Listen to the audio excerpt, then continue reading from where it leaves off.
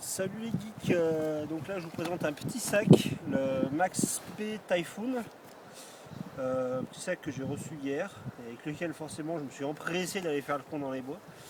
Donc extérieurement, beaucoup d'attaches molly avec du velcro. Alors le velcro je sais pas bien à quoi il sert, mais bon. Voilà, donc des attaches là, des attaches ici. Donc là vous voyez que j'ai pu mettre ma lampe, comme ça au moins elle est toujours accessible. Un petit couteau avec le clip. Et vous pouvez même mettre, je viens de l'enlever, un briquet. Un briquet il n'est pas super sécurisé par contre, il vaut mieux le mettre à l'arrière peut-être là. Et puis y passer un petit morceau de caoutchouc qui fasse le tour. Morceau de chambre à air qui peut servir d'allume-feu par exemple, qui fasse le tour, qui emprisonne le briquet sur le sac. Après sur le côté, on a un petit système qui permet de porter un bâton, une hachette, une pelle. Voilà, c'était ma hachette. De l'autre côté, une poche où j'avais mon téléphone qui sert à filmer, mais vous pouvez mettre votre appareil photo, ce genre de choses. Une poche porte-chargeur qui est idéale pour un Laserman. Là c'est un Surge, c'est le grand modèle de chez Laserman. Il tient nickel, il dépasse pas. Et ça, même avec les gants, ça s'arrache facilement. C'est du bon velcro, ça monte, vous pouvez mettre des plus grands encore. Voilà. Après, vous avez plusieurs poches. Donc un système de rétention Y, de sangle de rétention Y, qui permet de la serrer, donc de mettre encore un truc là si on veut. De mettre, normalement, cette sangle là, vous pouvez passer là-dedans. En défaisant ça, vous pouvez mettre encore quelque chose ici. Là, vous pouvez mettre votre tarpe, sac de couchage sous le sac avec les systèmes de sangle. Voilà. Sangle en Y, l'avantage c'est que quand vous êtes en ville, les fermetures éclairs qui sont là, elles sont difficiles à atteindre sans que vous en aperceviez quand même. Elles sont bien cachées.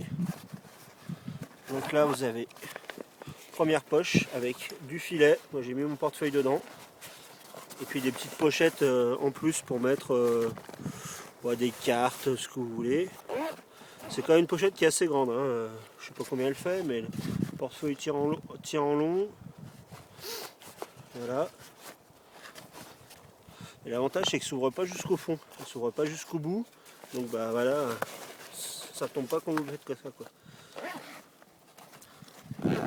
Hop.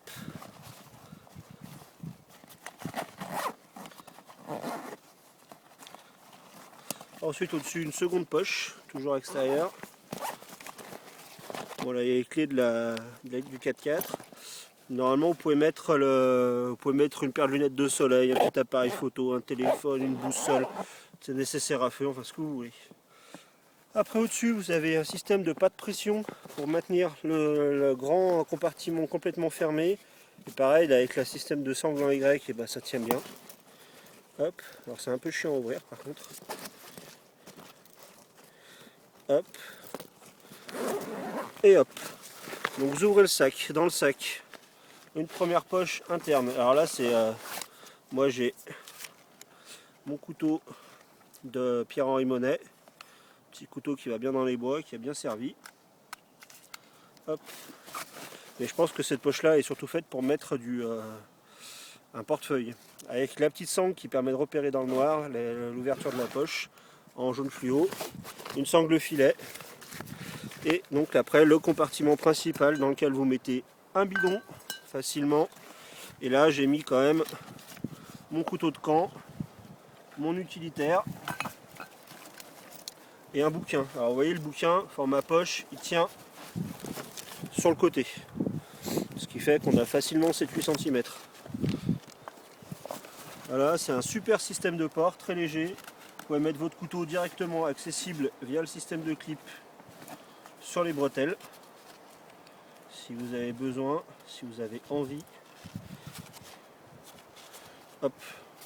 Là comme ça vous permet quand vous le portez de l'avoir directement à portée de la main. Voilà, c'est un petit CRKT parce que j'aurais plus beaucoup de couteaux à clip. Voilà, petit couteau en backup.